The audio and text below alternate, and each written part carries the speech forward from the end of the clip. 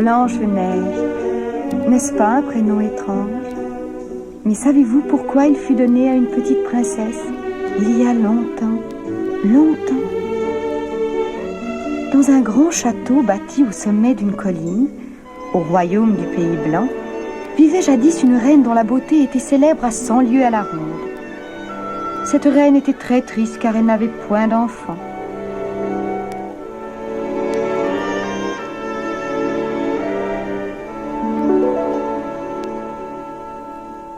Un jour d'hiver, alors qu'elle tirait l'aiguille devant les hautes fenêtres de sa chambre, elle se piqua le doigt et une goutte de sang vermeil y perla. La reine, incommodée par la douleur légère que lui causa cette piqûre, voulut prendre l'air. Elle ouvrit la fenêtre et avança sur son balcon d'ébène. Ses pieds s'enfoncèrent dans le tapis de neige immaculé qui le recouvrait, et la goutte de sang, tombant de son doigt, fit une petite tache rouge sur la neige. Oh ciel! Si je pouvais avoir une enfant dont la peau fût aussi douce et blanche que cette neige, les lèvres aussi rouges que cette goutte de sang, et les cheveux aussi noirs que ce bois d'ébène, comme je serais heureuse. Cette fois, le souhait de la reine fut exaucé, et quelque temps après, elle donna le jour à une petite fille qu'elle prénomma Blanche-Neige. Hélas, sitôt après la naissance de la petite Blanche-Neige, la reine mourut. Le roi, son époux, en éprouva un grand chagrin, mais ne voulant pas laisser sa petite fille seule dans le château, il se remaria quelques années plus tard. La nouvelle reine était très belle et très fière de sa beauté, mais elle n'aimait pas Blanche-Neige. La petite princesse n'osait point se plaindre au roi son père, qui voyageait souvent à travers son royaume, et qu'elle ne voyait que très rarement. Elle était cependant très malheureuse. Elle ne sortait jamais de l'enceinte du château, et n'était vêtue que d'étoffes grossières et chaussée de lourds sabots. La reine ordonnait qu'on lui confiât des tâches rudes et difficiles. Blanche-Neige pourtant devint une gracieuse jeune fille, belle, aimable, et qui se consolait de ses chagrins en chantant de jolies chansons pleines d'espérance. Je souhaite en route un beau jour rencontrer l'amour. Viendra-t-il celui que j'attends, mon prince charmant? Je rêve de lui le jour et la nuit. Ne viendra-t-il pas me serrer tendrement dans ses bras? Je souhaite en route un beau jour rencontrer l'amour. Un matin de printemps, Blanche-Neige tirait du puits un lourd seau d'eau. Quand le seau fut hissé, elle s'assit un instant sur la margelle du puits. Aussitôt, les colombes du jardin vinrent se poser sur son épaule. Blanche-Neige caressa leur doux plumage de ses doigts effilés. Les colombes roucoulèrent, et Blanche-Neige, une fois encore, fredonna pour elle son joli chant d'espoir. Je souhaite en route un beau jour rencontrer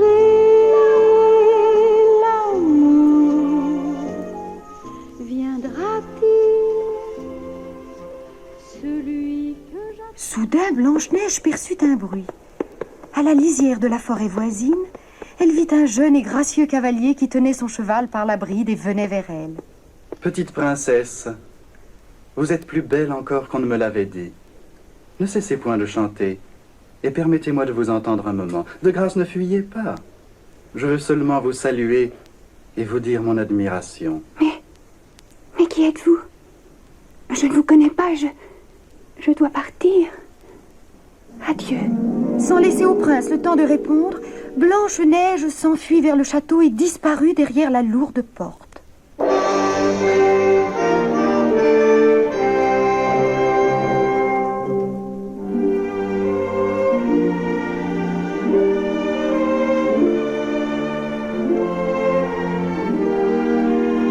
Pendant ce temps, dans la plus belle chambre du château, la reine, orgueilleuse et cruelle, s'apprêtait à consulter son grand miroir magique, qui chaque jour la rassurait sur sa beauté et lui annonçait qu'elle était sans rival. Vêtue d'une très belle robe tissée de soie et d'or, le front ceint d'un diadème de vermeil, elle s'approcha du miroir et l'interrogea comme à l'accoutumée. Génie de mon miroir, réponds-moi sans détour. Ne suis-je pas toujours parée de mes atours, la femme la plus belle, ainsi que tous les jours? Ce jour-là, le miroir ne répondit pas immédiatement. La reine attendit anxieusement. Le génie ne mentait jamais. Un instant, la belle clarté du miroir se troubla, puis la voix du génie se fit entendre. Comme toujours, Majesté, je vous dirai la vérité. Si votre beauté est extrême, il est, dans ce château même, une jeune fille au teint clair, dont la beauté n'a point de pair. Génie malfaisant, tu mens, et je te briserai. Et qui? Dis-moi qui me dépasse en beauté? Blanche-Neige, Majesté.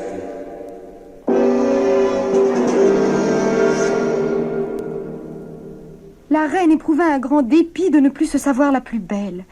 Sa cruauté, son orgueil lui firent concevoir un méchant projet. Elle appela en grand secret un chasseur qui lui était tout dévoué et qui l'accompagnait parfois au cours de ses promenades en forêt. M'as-tu bien compris? Je t'ordonne de conduire Blanche-Neige au plus profond des bois.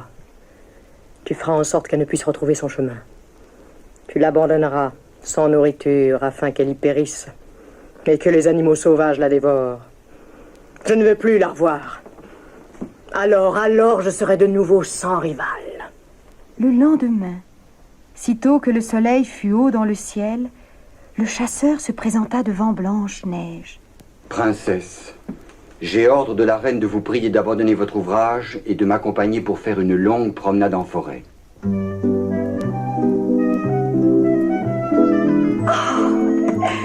Oh, cela est bien. Et comme je suis heureuse d'aller un peu courir dans les bois, je suis si lasse de vivre enfermée dans ce château. Et puis qui sait, je rencontrerai peut-être mon prince charmant. Vous savez, je crois qu'il est déjà venu me voir. Si cruel que fut le chasseur, il eut le cœur brisé par la confiance que lui témoignait la petite princesse. Il n'en obéit pas moins aux ordres de la reine et conduisit Blanche-Neige au plus profond des bois. Comme cette forêt est épaisse. Les arbres sont si serrés qu'on ne voit presque plus le jour. Où allons-nous? Adieu, princesse. Pardonnez-moi, mais il faut que je vous abandonne ici. Ici? Mais pourquoi? Et qui vous a donné cet ordre? La reine. La reine? Mais que lui ai-je fait? Veut-elle donc que je périsse? Oh mon Dieu, que je suis malheureuse! Que le ciel vous garde, princesse. Adieu. Adieu.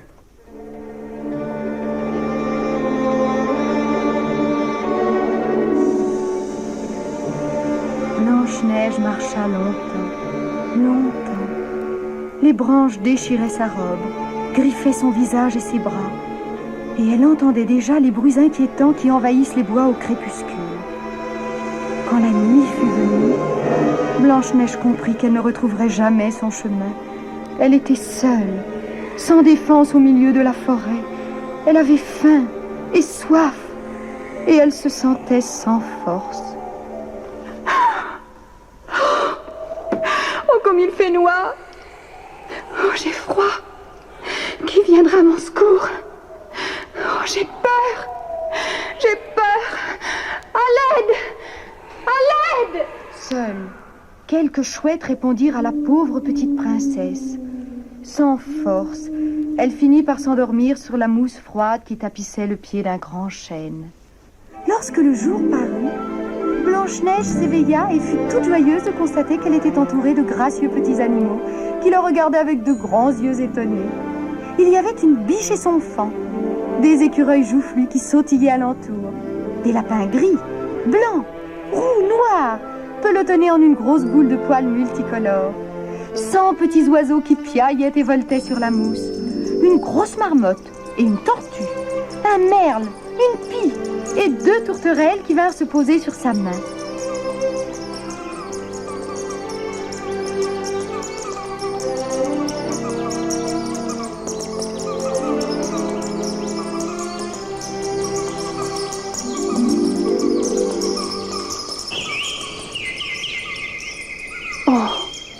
amis. Mes amis, comme c'est gentil de venir me tenir compagnie. Bonjour. Bonjour, Rossignol. Non, non. Non, je n'ai plus peur. Maintenant que je ne suis plus seule. Tenez, jouons un peu ensemble. Allons, allons, petit lapin. Dégourdissez-vous. Voulez-vous que nous chantions? Oui. Oui, une chanson gaie. Une chanson souriante comme le jour qui paraît. Un sourire en chantant, sous un ciel éclatant, cela suffit pour que renaisse toute une jeunesse. Un sourire en chantant, et voici que s'éveille charmant le joli printemps. De nouveau 20 ans. Pleuvrait-il à verse, mon âme déverse l'ardeur vivante et blonde d'un soleil neuf sur le monde.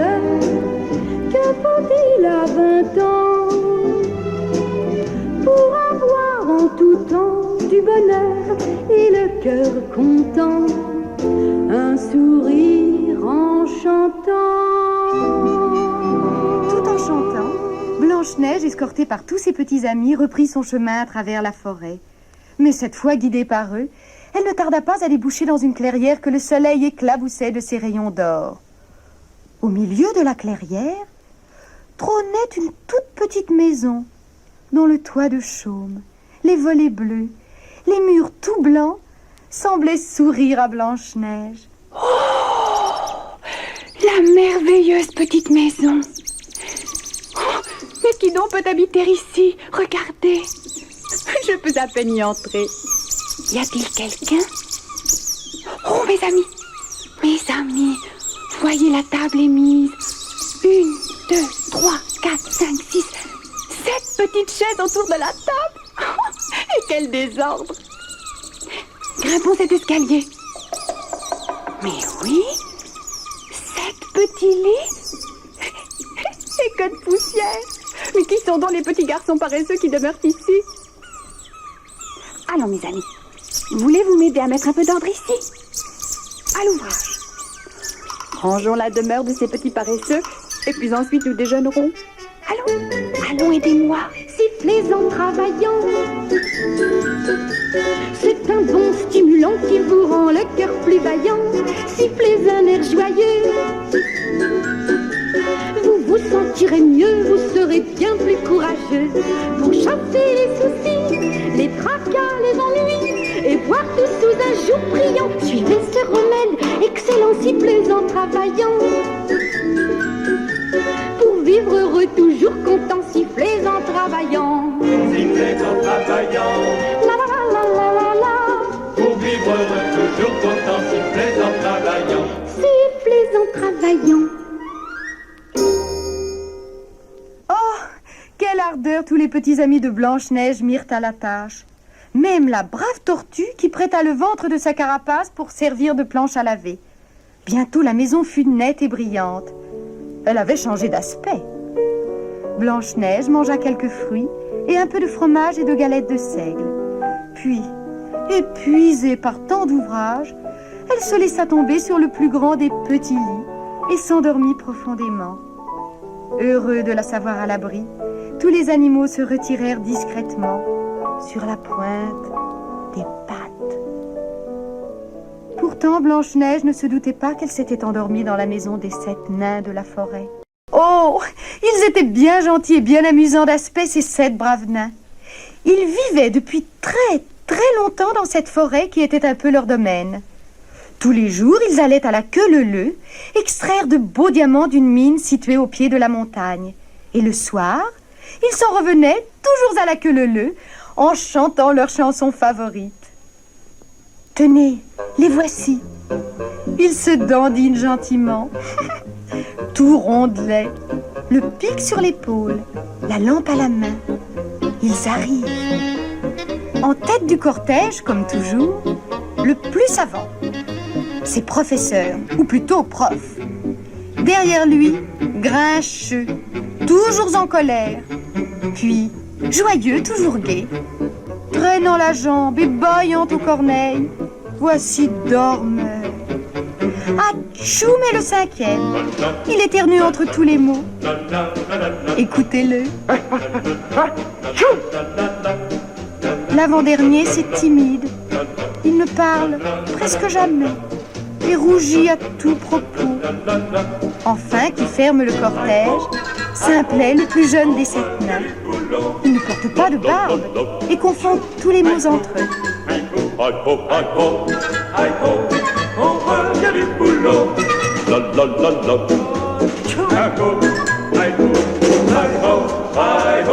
On revient du boulot. Way-da, do-do-ba, do-do-ba. Hi-ho, hi-ho, hi-ho. On revient du boulot. Way-da, do-do-ba, do-do-ba. Hi-ho. Halte, les amis. Regardez. La maison est éclairée et notre porte est ouverte. C'est Perlipopette. Quel est le gibier de Potos qui a osé s'introduire chez nous? Nom d'une citrouille, si je le tenais. Timide, t'as entendu? Il y a du gibier pour dîner. Du gibier à la citrouille. Citrouille ou pas, moi je voudrais bien dormir. Chut! Avançons avec prudence et sans bruit.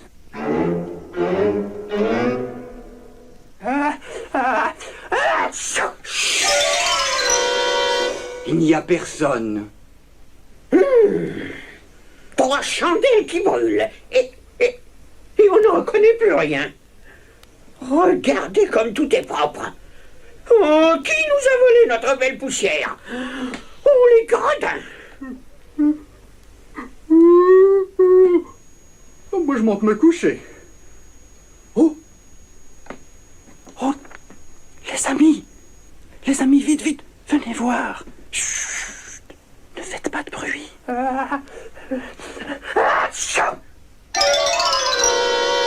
Les 7 petits nains grimpèrent l'escalier aussi vite qu'ils purent. Ils s'arrêtèrent médusés au seuil de la chambre. Dans le plus grand des petits lits, Blanche-Neige dormait d'un calme et doux sommeil. Ils se regardèrent, attendris et heureux. Comme elle est jolie. Oh, ses bras sont tout griffonnés et sa robe est en flambeau. Il faut dire griffé et en lambeaux. Laissons-la reposer un peu. Redescendons sans bruit. Toute cette agitation finit par réveiller la petite princesse. Un instant, elle fut un peu effrayée. Puis, regardant tour à tour les 7 petits bonshommes, elle rit de leur mine déconfite et de leur air coupable. Oh, mes amis, de grâce, ne me chassez pas, je suis si malheureuse. Abritez-moi pour la nuit. Non, pas de femme ici. Et puis, on ne vous connaît pas. Moi, je veux bien que vous restiez. Ah oui, restez. Oh, merci, mes amis. Oh, merci. Permettez-moi alors de vous raconter ma triste histoire. Blanche-Neige et les 7 nains firent ainsi connaissance. Pauvre petite princesse, demeurez tant que vous voudrez avec nous. Nous vous protégerons et vous serez heureuse. Savez-vous faire des tapisseries à la crème? Certes, je sais broder, mais... Non, il veut dire des des pâtisseries à la crème, petite princesse. Oh, mais oui, mes amis. Je sais aussi coudre, laver, brosser, repasser. Vous ne connaissez pas une jolie chanson d'amour? Les 6 petits nains prirent place autour de Blanche-Neige. Grincheux, lui, restait un peu à l'écart. Blanche-Neige chanta alors pour eux la plus jolie chanson.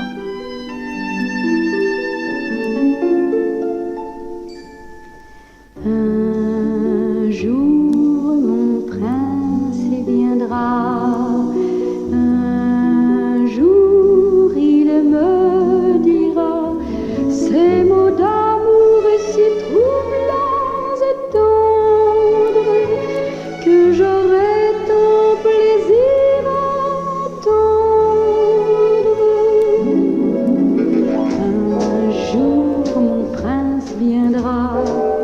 Un jour il me dira ces mots d'amour si troublants et tendres que j'aurai tant plaisir à entendre.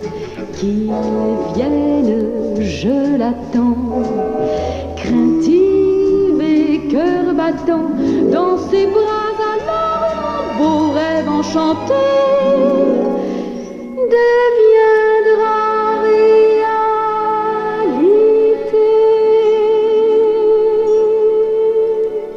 Quelques jours passèrent. Blanche-Neige fut adoptée par les petits nains. Chaque soir, ils se hâtaient vers leur logis, heureux de retrouver leur maison propre et coquette, et de déguster les mets délicieux que la petite princesse leur préparait. Grincheux lui-même avait cessé ses récriminations, et il était devenu l'ami le plus fidèle de Blanche-Neige. Jamais le logis des nains n'avait été aussi gai et pimpant.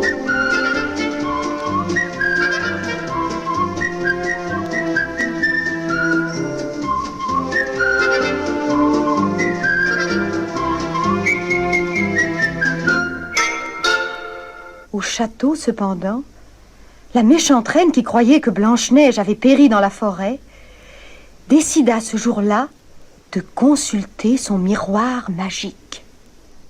Génie de mon miroir, miroir étincelant, ai-je raison de croire encore et pour longtemps que je suis la plus belle en ce royaume immense? Vous êtes, Majesté, la reine du royaume, mais loin dans la forêt vit sous un toit de chaume Blanche-Neige au teint clair, aux doux cheveux d'ébène, qui dépasse en beauté la plus belle des reines. Cette fois, c'en est trop et je veux me venger. Me diras-tu, génie, me diras-tu enfin où vit cette princesse? Chez les 7 petits nains. J'irai dans la forêt. Oui, j'irai moi-même. Je surprendrai Blanche-Neige. Elle ne me reconnaîtra pas. Je sais un filtre magique qui me permettra de changer mon aspect. Voyons. Oui, je prendrai la forme d'une pauvre vieille. Allons, ne perdons pas de temps. Vite, courons préparer ce breuvage. Ainsi fut fait. La reine dévala les marches de pierre qui conduisaient aux caves du château, où elle cachait ses flacons de poudre magique et ses alambics. Elle prépara avec soin un terrible breuvage qui avait les couleurs changeantes et l'ardeur du feu, et le but d'un trait. En un instant, elle fut transformée en une affreuse sorcière, maigre, voûtée et édentée. Sa belle robe devint un haillon rapiécé, et sa cape de soie, une vilaine pèlerine de bure.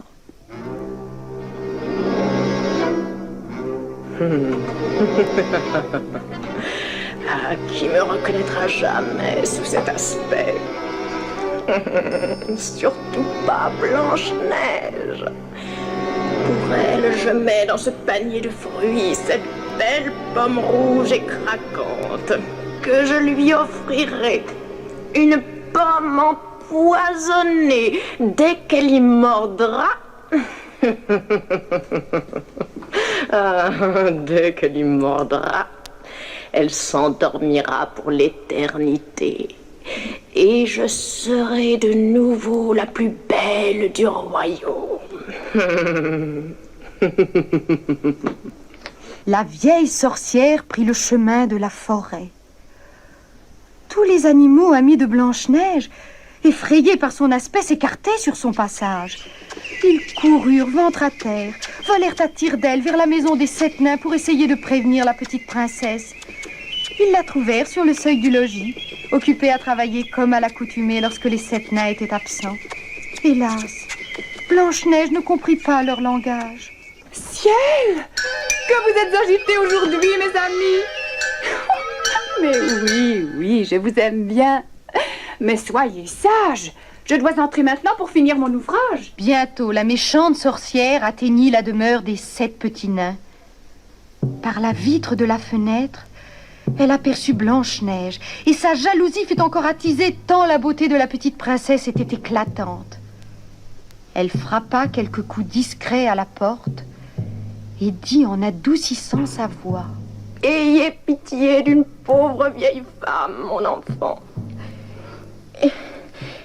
Et permettez-moi de prendre quelques repos. Après cette longue marche, mes vieilles jambes ne me portent plus. Blanche-Neige fut d'abord effrayée par la vieille femme.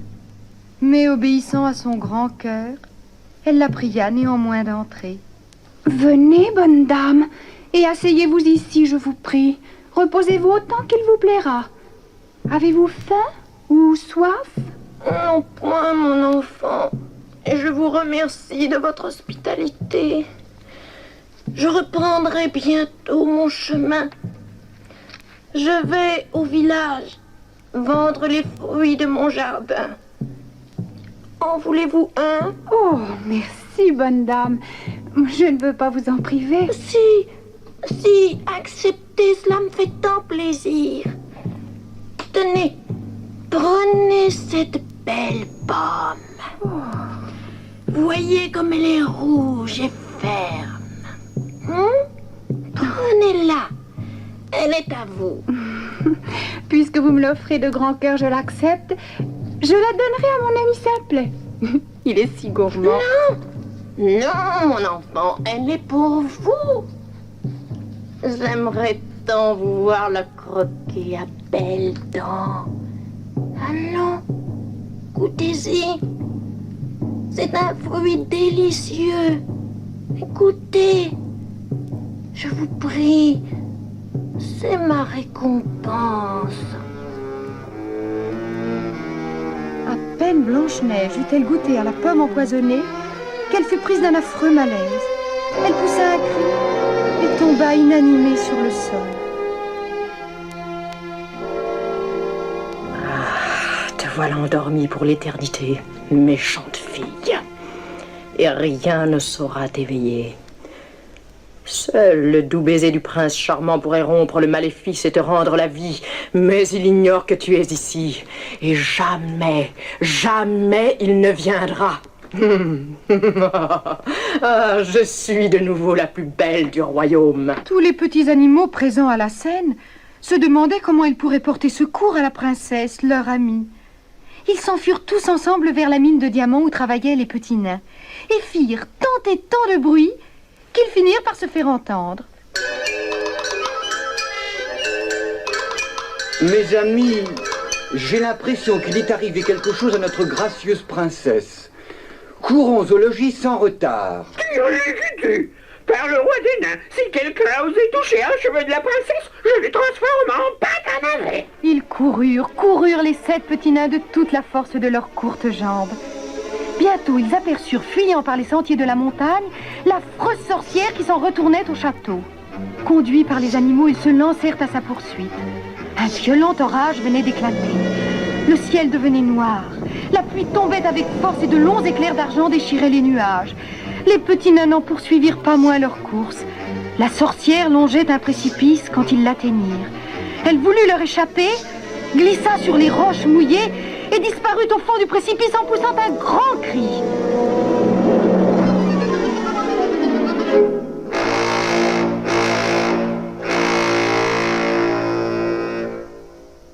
Regagnons vite notre maison, mes amis, pourvu que notre princesse soit saine et sauve. Tiens, la pluie s'est arrêtée. Tant mieux.